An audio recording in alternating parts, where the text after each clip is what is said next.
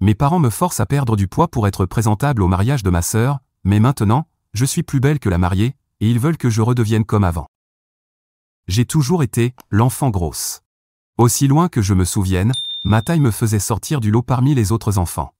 En maternelle déjà, mon poids me distinguait des autres. Avec les années, cela n'a fait que s'accentuer.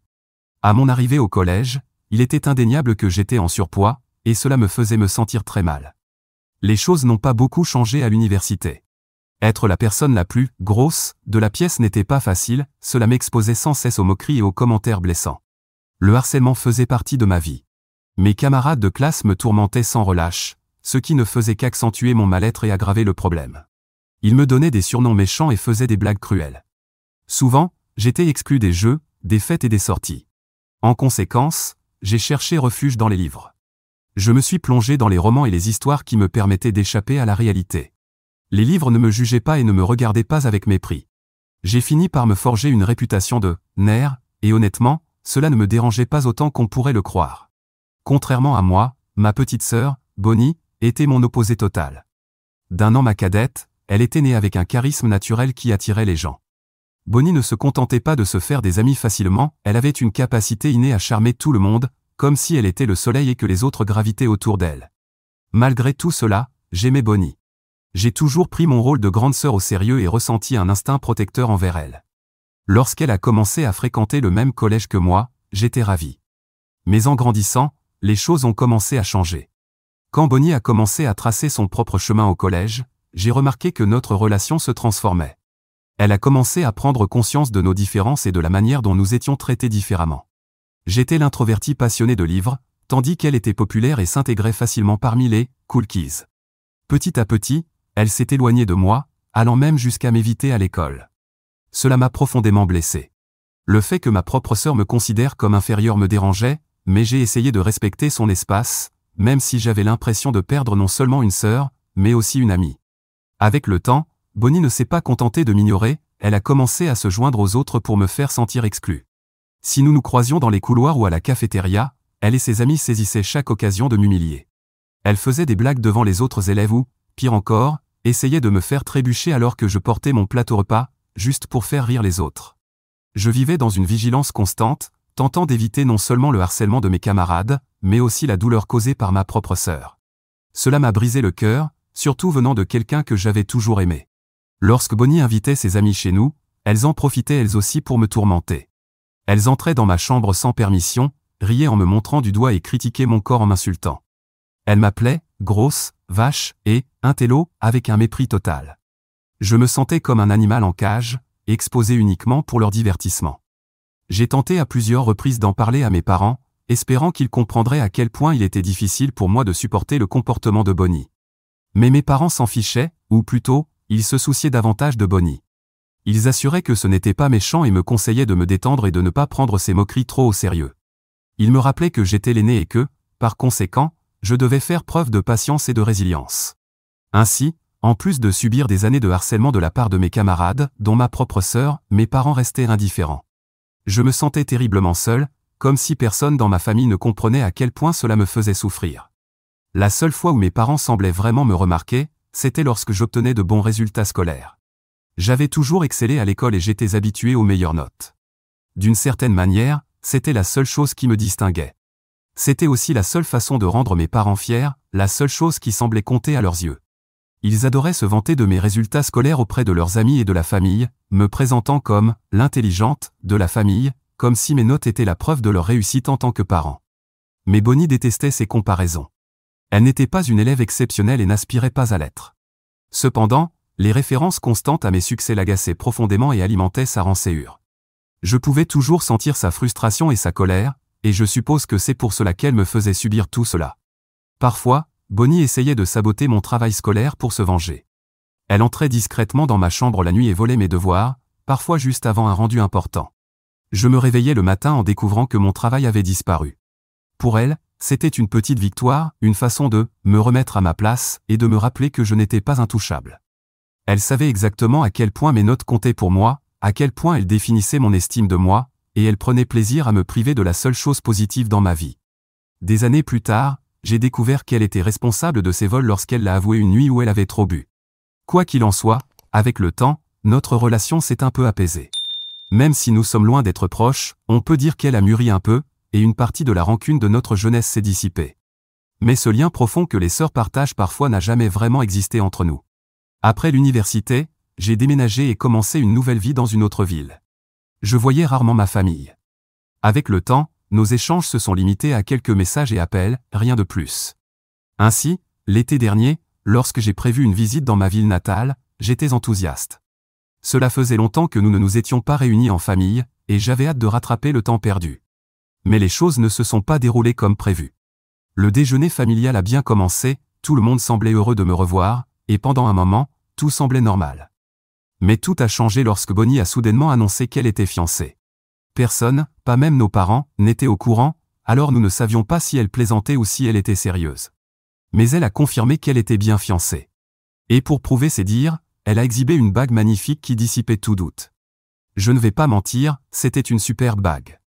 Presque aussitôt après les félicitations, Bonnie s'est tournée vers moi et m'a demandé ce que je devenais. J'ai parlé de mon travail, de ma vie et de tout ce qui me comblait. Avant même que je puisse finir, Bonnie m'a interrompu. Je ne peux pas m'empêcher de le dire, a-t-elle lâché, mais pourquoi es-tu toujours grosse? Je veux dire, si ta vie est si géniale, tu n'aurais pas dû perdre du poids depuis le temps. Tout le monde s'est tu, car elle avait parlé assez fort pour que tous l'entendent. J'ai simplement haussé les épaules et essayé de rire maladroitement à sa remarque. Mais bientôt, mes parents se sont joints à l'attaque. Ils ont commencé à dire que j'étais toujours grosse et célibataire et qu'ils s'inquiétaient de ne jamais avoir de petits-enfants. J'étais fier de ce que j'avais accompli, mais pour eux, cela n'avait aucune importance. Mon poids et l'absence de famille à moi seul étaient tout ce qu'ils voyaient. Pendant que mes parents et Bonnie continuaient à parler de moi, leurs commentaires me blessaient plus que je ne l'avais imaginé. J'avais passé des années à construire ma confiance et mon indépendance. Mais à cet instant, je me suis senti redevenir cette adolescente maladroite et peu sûre d'elle. Mes parents ont alors félicité Bonnie de s'être fiancée avant moi et ont exprimé à quel point ils étaient fiers d'elle. D'une certaine manière, à leurs yeux, j'étais devenue la cadette, malgré tous mes accomplissements. Peut-être que j'avais du succès, mais pas dans les domaines qui comptaient vraiment pour eux. Bonnie ne s'est pas arrêtée là, elle a continué avec ses questions piquantes. Alors, quand est-ce que tu te maries? Je veux dire, tu as au moins un copain, demanda-t-elle. Il était évident qu'elle essayait de se moquer de moi devant tout le monde en mettant en avant ma vie amoureuse. Mes parents ont renchéri, approuvant Bonnie en disant qu'il était temps pour moi de trouver quelqu'un avant qu'il ne soit trop tard. Ils ont souligné que Bonnie, bien que plus jeune, était en train de s'installer, tandis que moi, l'aîné, je perdais mon temps avec mon travail. J'ai essayé de me défendre en expliquant que je vivais ma vie comme je le souhaitais, que j'avais trouvé l'épanouissement dans ma carrière et mon indépendance. Mon travail me payait bien, et c'était une passion pour moi. Je leur ai dit, pourquoi aurais-je besoin d'un homme ou d'un enfant? Je suis heureuse comme je suis. Ma mère, en particulier, a répliqué sarcastiquement, quel est l'intérêt de gagner autant d'argent si tu n'as personne à qui rentrer le soir? Comme si, pour eux, le bonheur ne pouvait exister en dehors du mariage ou de la famille.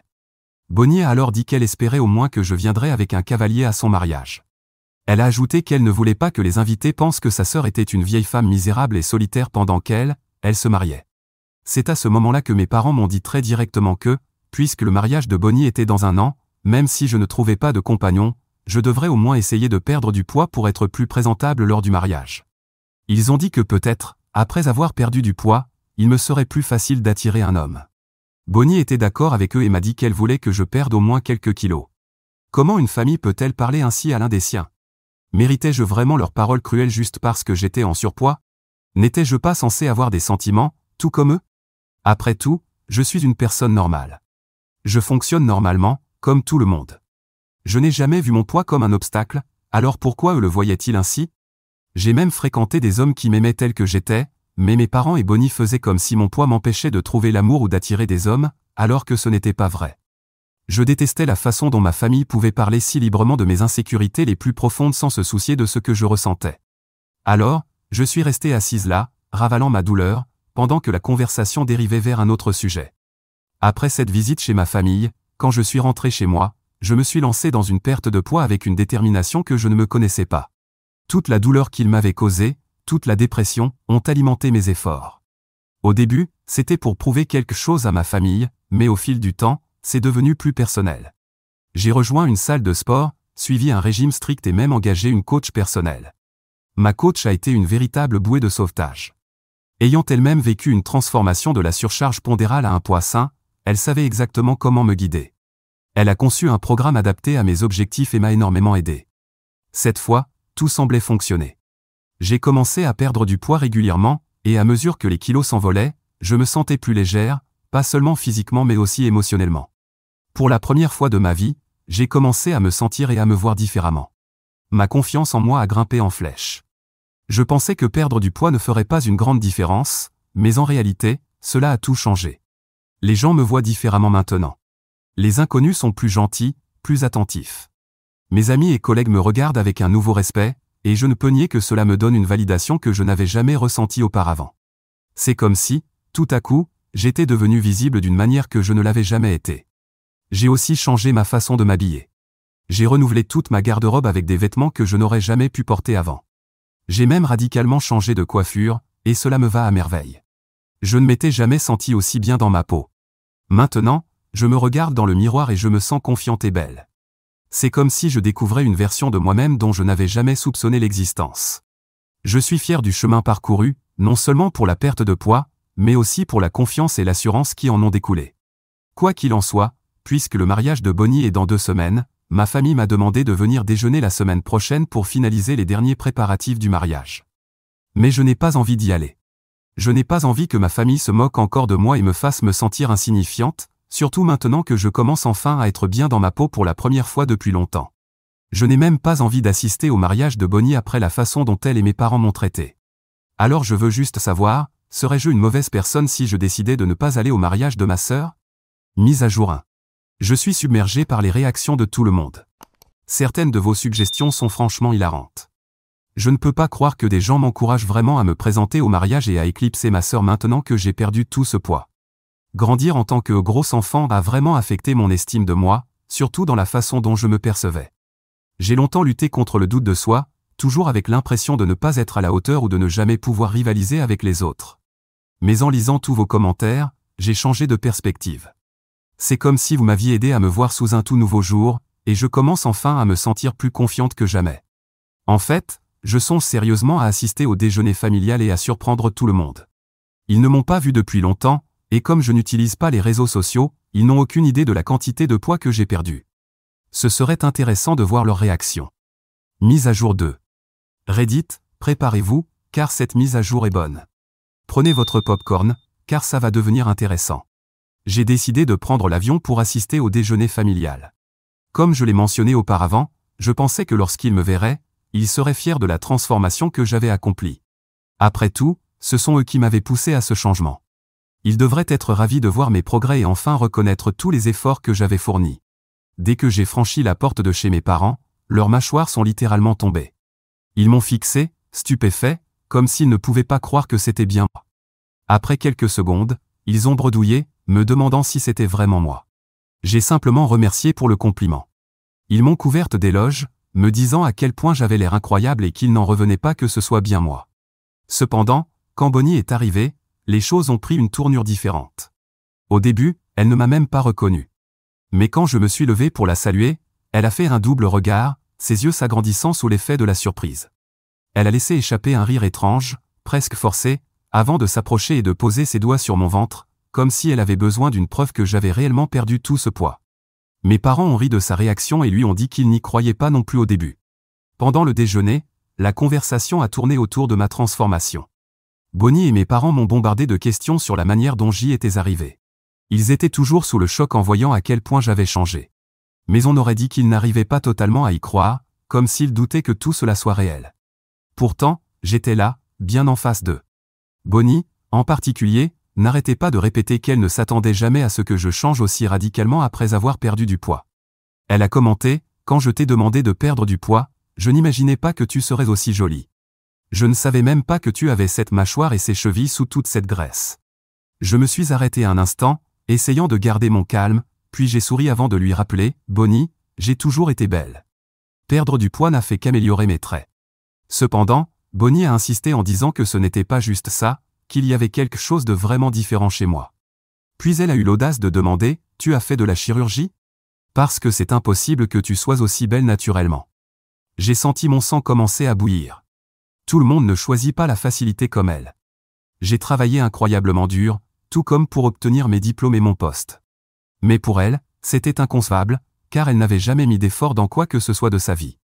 Je l'ai regardé droit dans les yeux et lui ai dit, « Eh bien, Bonnie, c'est incroyable à quel point tu me sous-estimes.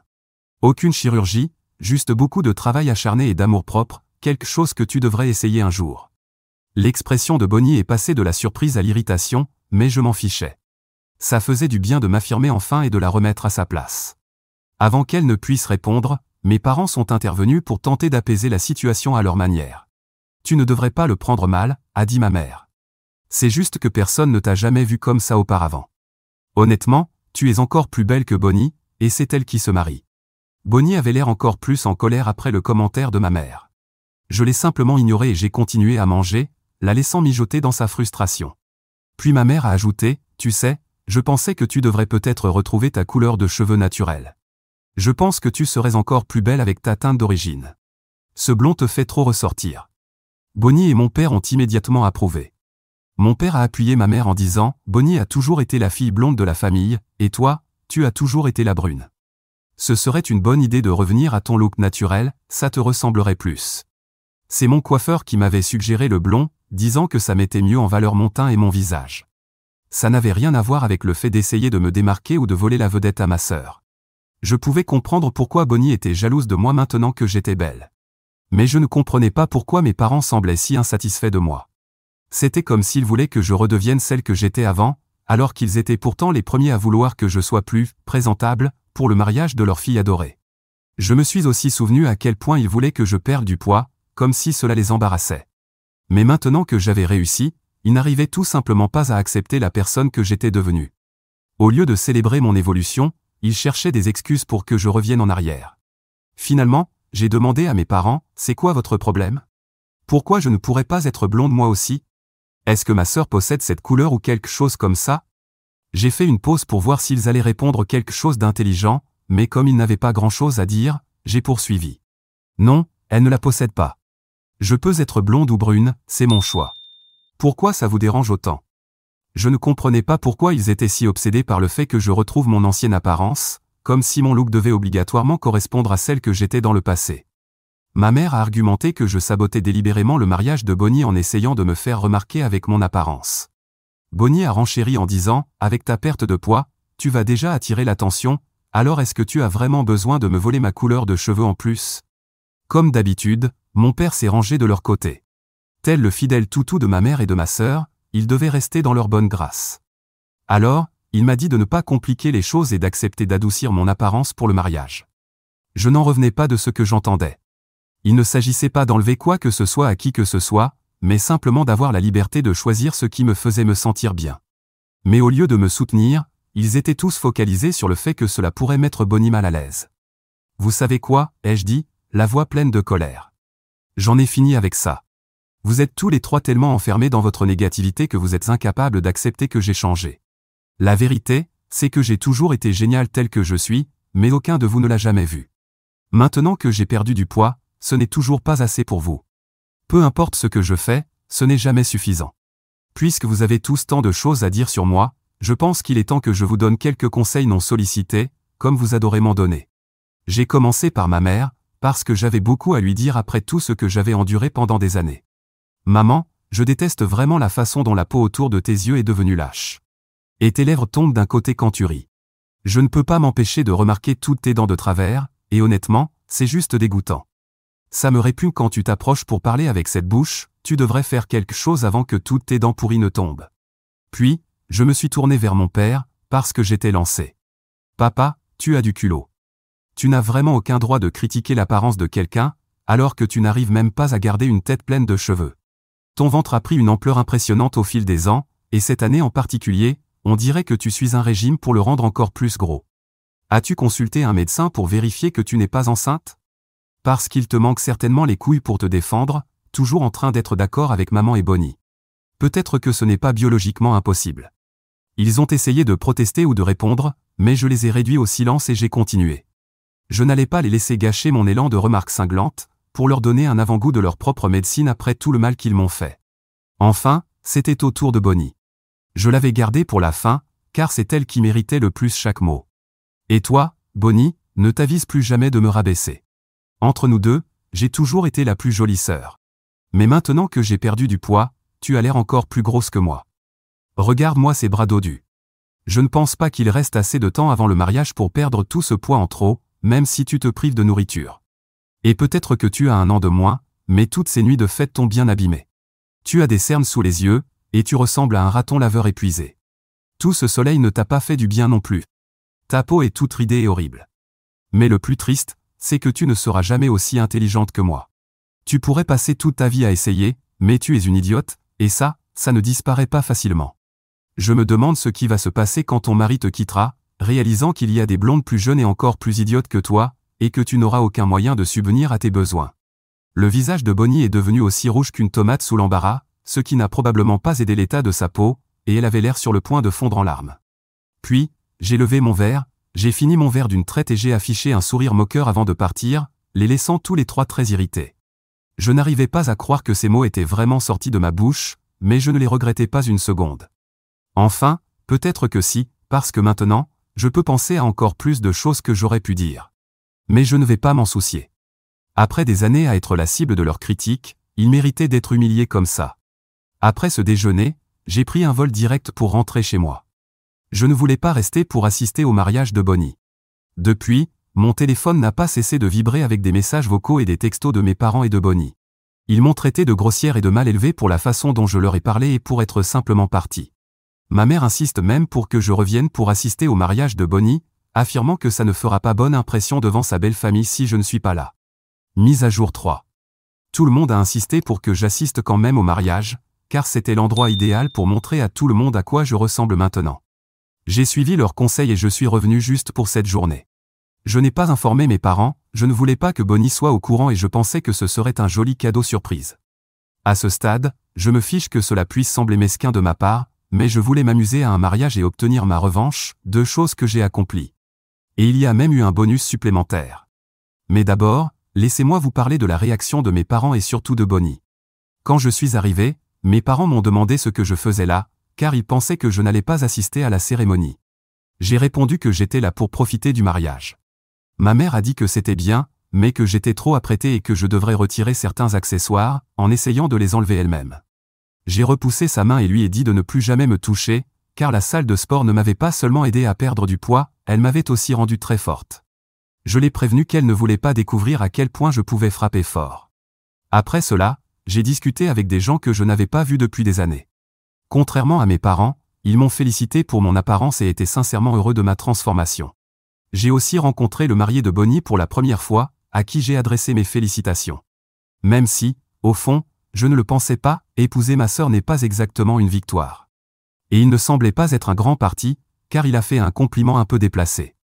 Il m'a dit qu'il ne savait pas que Bonnie avait une si belle sœur et que, s'il l'avait su, il ne l'aurait peut-être pas épousée.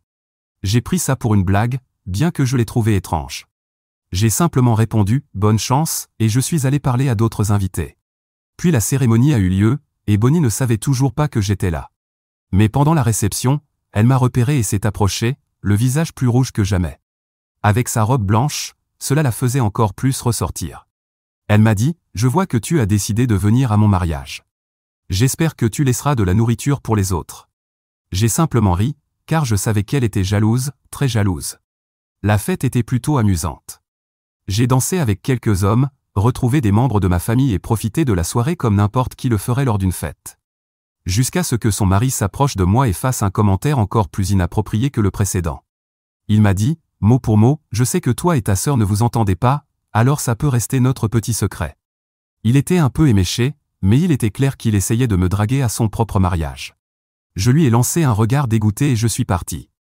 Ma sœur a toujours eu un goût exécrable en matière d'hommes, et elle s'est déjà fait tromper plusieurs fois, mais là, c'était un tout autre niveau. Non pas que je ressente de la peine pour elle, mais cet homme était vraiment répugnant. Après ça, je suis retourné dans ma ville et je n'ai plus beaucoup entendu parler de mes parents ou de Bonnie. Tout au long de la soirée, ils m'ont évité, et j'ai fait de même. Au moins, je sais que je n'assisterai pas à son prochain mariage, car j'ai déjà fait passer mon message. Et croyez-moi, il y aura un autre mariage, car celui-ci ne va pas durer longtemps. Mise à jour 4. Dans mon post précédent, il y avait une sorte de pari sur la durée de son mariage. Beaucoup de commentaires ont fait leurs prédictions. Eh bien, Le gagnant est celui qui a 17 mois. Croyez-moi, j'ai perdu aussi, car je pensais que ça durerait encore moins longtemps. Mais c'est le temps qu'il a fallu pour que le mari de Bonnie la trompe et qu'elle le découvre. Peut-être que ça a commencé plus tôt, mais ma sœur n'a jamais été très futée. Et j'avais raison en lui disant que sans un homme, elle ne serait pas capable de faire grand-chose, car maintenant, elle est retournée vivre chez nos parents. La seule différence, c'est que maintenant, elle est plus ridée et plus idiote qu'avant, cherchant un nouveau copain prêt à l'épouser.